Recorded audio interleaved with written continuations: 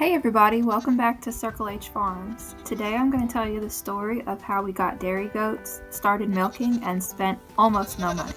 Now of course we did spend a little, but we were able to get goats and milking supplies while spending very little. Here's the story.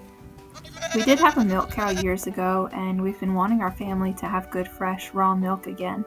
We do have a Jersey Holstein cross heifer that will be ready to breed next summer, and we were content on waiting until then. We really weren't planning to get goats at all.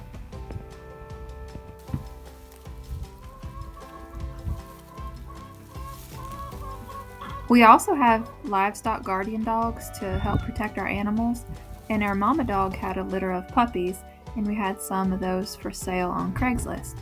A man texted us and asked if we'd consider trading for 2 Nigerian Dwarf bucks that were about 9 months old.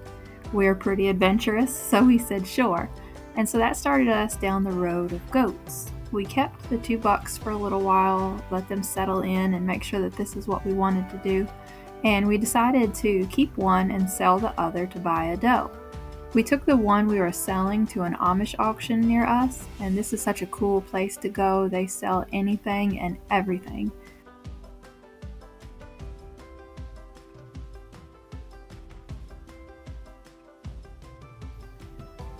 And since we were already loading up to head up there, we grabbed probably 6 or 7 extra roosters that we had running around and loaded them up to sell too.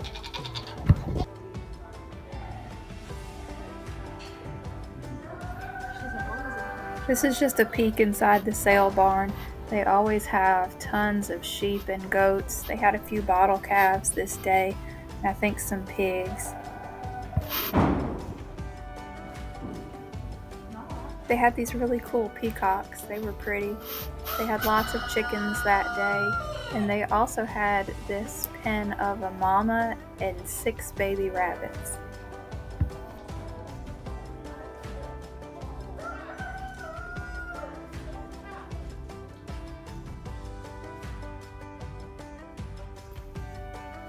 Emily thought that it would be so cool to get this buggy, and then she could pull it with her pony.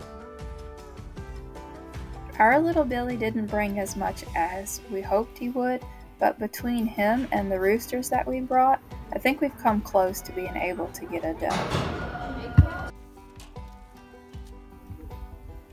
We figured if we were going to have goats, we better work on the fences, and fencing is something that we work on all the time anyway, so figured we'd make it a little bit better to hold them in.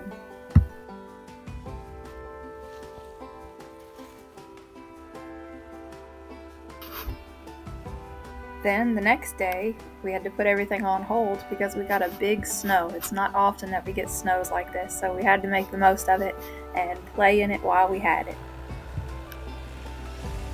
So after the snow melted, we were able to find a doe that wasn't far away from us at all, and actually another farming family we know had her, and she was also bred. So introducing Goldie. She's a half Nigerian Dwarf, a quarter La Mancha, and a quarter Alpine doe. She's 2.5 years old, and she was bred to a Nigerian Dwarf buck. So we brought her home and got her settled in.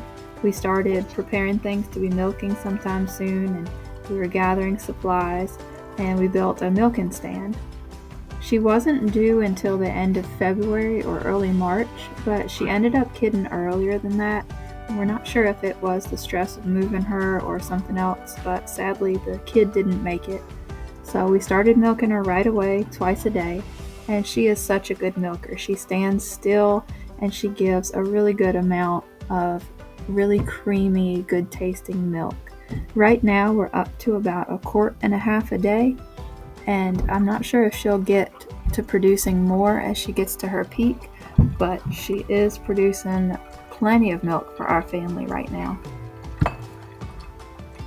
I went to Tractor Supply to try to find a stainless steel milk bucket, but they didn't have anything there. So I stopped by the flea market on the way home, and one of the booths had this stainless steel flower pot for $1.50. So I grabbed it, and while it's not ideal, it works just fine for now. Grady and I took a bunch of scrap wood that we had laying around, and him and I put together this milking stand.